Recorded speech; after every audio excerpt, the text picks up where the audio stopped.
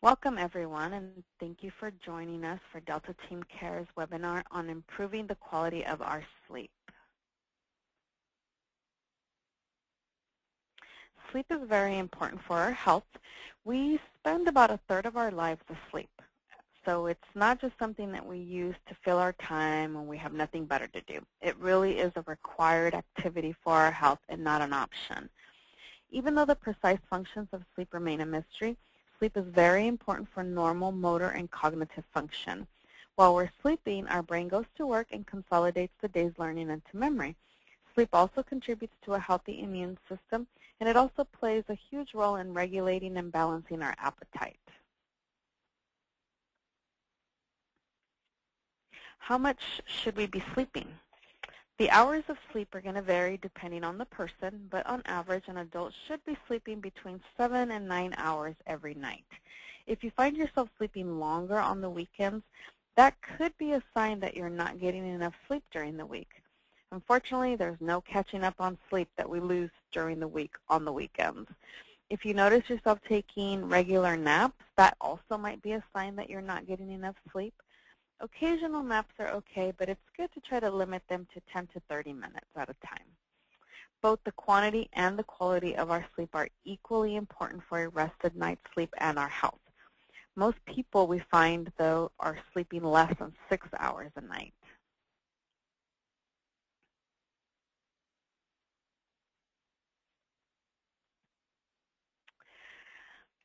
A survey that was conducted by the National Sleep Foundation revealed that at least 40 million Americans suffer from over 70 different sleep disorders, and 60% of adults report having sleep problems a few nights a week or more. So as we can see, not getting enough sleep, not having quality sleep, it's a pretty widespread problem. A lot of people seem to be suffering from it. Studies have found that there's a relationship between the quantity and the quality of our sleep and many health problems. For example, insufficient sleep affects growth hormone secretion that is then linked to obesity. The hormones leptin and ghrelin work in a kind of checks and balances system to control our feelings of hunger and fullness. Ghrelin, which is produced in the gastrointestinal tract, stimulates appetite, while leptin, produced in the fat cells, sends a signal to the brain when we're full. So what's the connection to sleep? Well, when we don't get enough sleep, it drives the levels of leptin down, which means we don't feel as satisfied after we eat. And lack of sleep also causes then the levels of ghrelin to rise, which means that our appetite is stimulated, so then we want more food. Lack of sleep also causes increases in the production of cortisol and insulin, and a decrease in our basal metabolic rate, which is the amount of calories that our bodies burn at rest. Some other examples include blood pressure. Blood pressure usually falls during the sleep cycle. However, when our sleep is interrupted, that can adversely affect this normal decline, which can then lead to hypertension and cardiovascular problems. Lack of sleep is also related to an increased risk of diabetes and heart problems, an increased risk for psychiatric conditions, including depression and substance abuse, and also the decreased ability to pay attention, react to signals, or remember new information. So as we can see, not getting enough sleep can have some really negative consequences on our health. So it's really important to do everything that we can to get the best night's sleep that we can. Here are some tips that might help us get better sleep. And it's good to keep in mind that some of these will work for you, some will not. Some will work for certain types of people with certain specific problems, but the point is to try out different tips, try out different techniques to find what is going to work for you. So some quick tips for better sleep include going to bed at the same time every night and waking up at the same time every morning, even on the weekends or our days off. Making sure that our bedroom is quiet, dark, relaxing, neither too hot nor too cold. We can use blackout curtains, eye covers, earplugs, extra blankets, a fan, a humidifier, a white noise machine, or any other device that's going to help us create a relaxing environment that's going to meet our needs. Making sure that our bed and our pillows are comfortable is also a good idea. And it's also very helpful If we use our bedroom only for sleeping and not for other activities like reading, working, watching TV, listening to music, a lot of people find that it's a lot easier for them to fall asleep and stay asleep if they just get rid of all the different gadgets from their bedroom. Children and pets can be disruptive, so it might be necessary to set some limits on how often they're allowed to sleep in bed with you. Exercising regularly is another great way to get better sleep, but it's a good idea to do it several hours before you go to bed, because then it can work in the opposite way where it doesn't allow us to fall asleep easily. It's also helpful to avoid caffeine, nicotine, alcohol products before bedtime. And avoiding large meals is another good idea. Trying to have our last meal at least 2 to 3 hours before our regular bedtime each day can be helpful. If you do find that when you're going to bed each night you're not able to fall asleep within about 15 to 20 minutes, you might try just getting up, going and doing something else, then coming back to bed when you feel tired. It's important to try really hard not to agonize about the fact that you're not falling asleep, because that will just make it worse. To help prepare your body for sleep, you can start a relaxing bedtime routine. So doing the same thing every night that then tells your body that it's time to wind down, calm down, relax, and go to sleep can be very helpful. You can use imagery to help you relax, picturing in your mind something that makes you feel peaceful.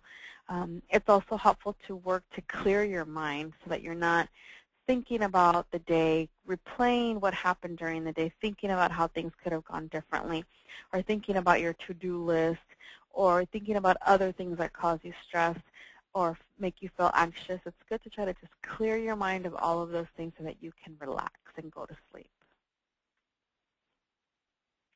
Now, what if we have a job that requires shift work? Humans are naturally wired to be awake during the day and to sleep at night. But good daytime sleep is possible if our work involves shift work.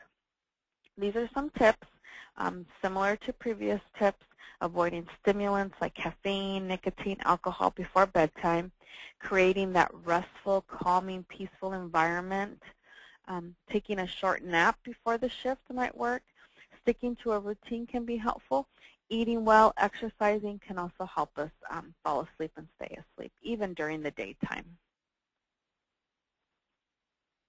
We find that stress is the #1 cause of short-term sleep difficulties. Here are some tips to help us overcome some sleep barriers.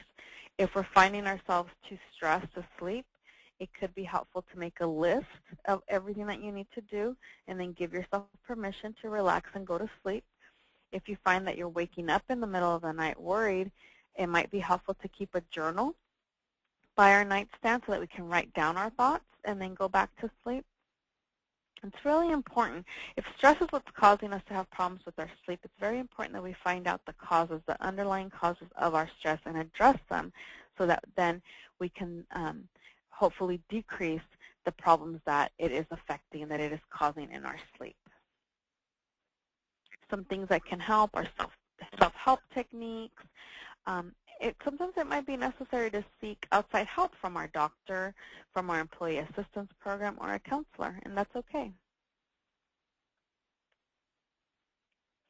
If your sleep pattern is continually disturbed, it can be a good idea to see your doctor about it. Lack of sleep could be masking other conditions like diabetes, high blood pressure, and heart disease. It's also a good idea to check in with your doctor before taking any sleep medications. Your doctor will then make sure that the pills aren't going to interact in a negative way with any other medications that you might be taking or with an existing medical condition that you may have. And it's also very, very important to never mix alcohol with sleeping pills. Checking in with our doctor to rule out any sleep disorders is also a good idea. Some signs of possible sleeping disorders include it taking more than 30 minutes for us to fall asleep, consistently awakening several times each night and having trouble then falling back asleep, feeling sleepy during the day, or taking frequent naps, or falling asleep at inappropriate times during the day. If we snore, snort, gasp, or make choking noises. If we have creeping, tingling, or crawling feelings in our arms or legs, it's important to check in with our doctor. Keeping a sleep diary can be very helpful. This is a link to one that you can try. It's a really neat tool. It allows you to enter if you're taking medications, if you took a nap, if you exercise, if you had caffeine or alcohol. And it can be very helpful when you're looking at your sleeping patterns to see what are some things that you notice stand out that could be causing your sleep problems. And it can also be really helpful if you do decide to see your doctor or counselor. You'll have some great documentation. It's very important that we make sleep a priority. If needed, we should schedule it in to our daily activities just like every other activity that we need to get done, and then check it off our to-do list every night.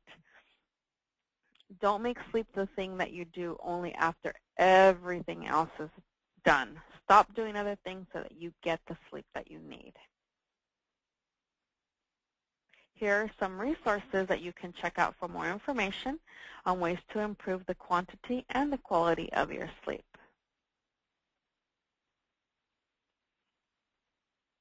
If you can benefit from some stress management techniques to help you sleep better, please get in touch with a health educator through Delta Team Care.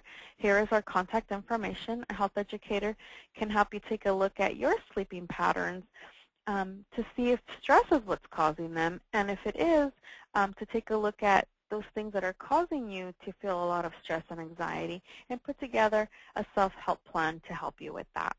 And remember, there's nothing wrong with getting additional help from our doctor, from our employee assistance program, from a counselor. It's very important that we get to the bottom of what's causing our sleep problems and try to resolve them, because sleep is so very important.